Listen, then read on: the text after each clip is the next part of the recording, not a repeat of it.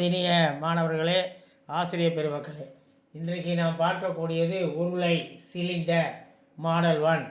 சிலிண்டரில் பார்த்தீங்கன்னா ஆரம் உயரம், அதாவது ரேடியஸும் ஹைட்டும் கேட்டாங்கன்னா A:B C:D. பரப்பு கேட்டாங்கன்னா area A/C E/B × D.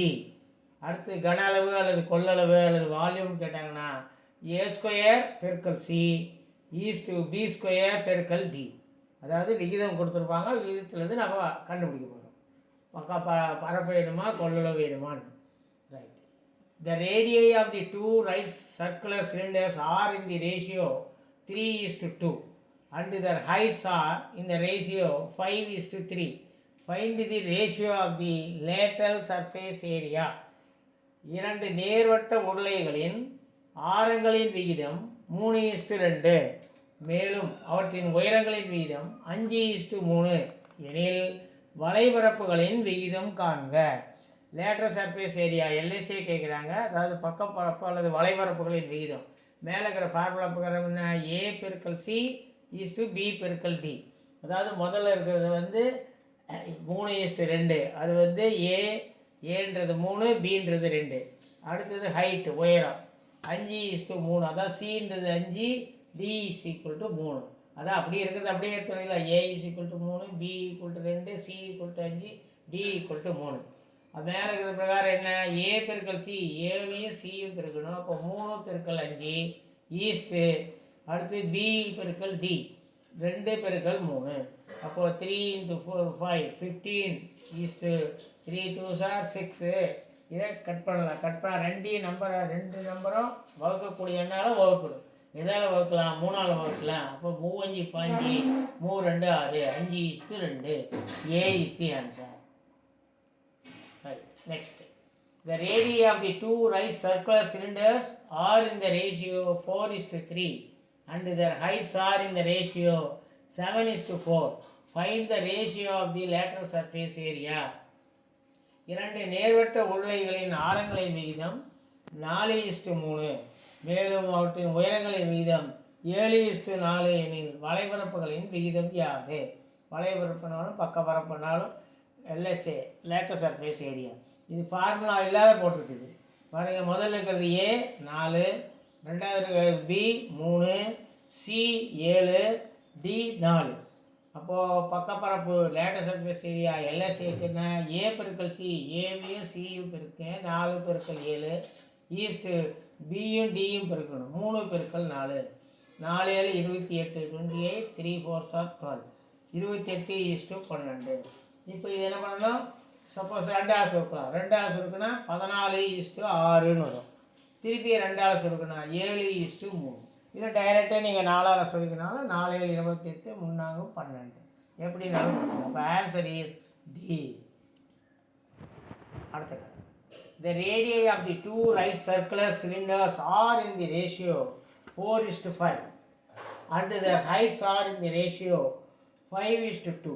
Find the ratio of the lateral surface area. இரண்டு நேர்வட்ட உருளைகளின் ஆரங்களின் விகிதம் 4:5, மேலும் அவற்றின் உயரங்களின் விகிதம் 5:2 எனில் வளைபரப்புகளின் விகிதம் யாது? அல்லது பக்கப்பரப்புகளின் விகிதம் யாது? நான் சொன்ன மாதிரி தான். என்ன? ஏன்றது 4, Bன்றது 5, Cன்றது அடுத்த 5, Dன்றது 2. அப்போ என்ன? 1 விட்டு 1 மல்டிப்ளை பண்ணால் தீர்ந்துது. அது இன்னும் ஈஸியாக 4 × 5 ஈஸ்ட்டு 5 × 2, 4 × 5 20, 5 × 2 10. இதுலேயும் ஒரு 7 அதில் ஒரு 7 கட் பண்ணிட்டா தீர்ந்து போச்சு. 2:1. Answer is B. The radii of two right circular cylinders are in the ratio 1:3 and their heights are in the ratio 4:2. Find the ratio of the lateral surface area.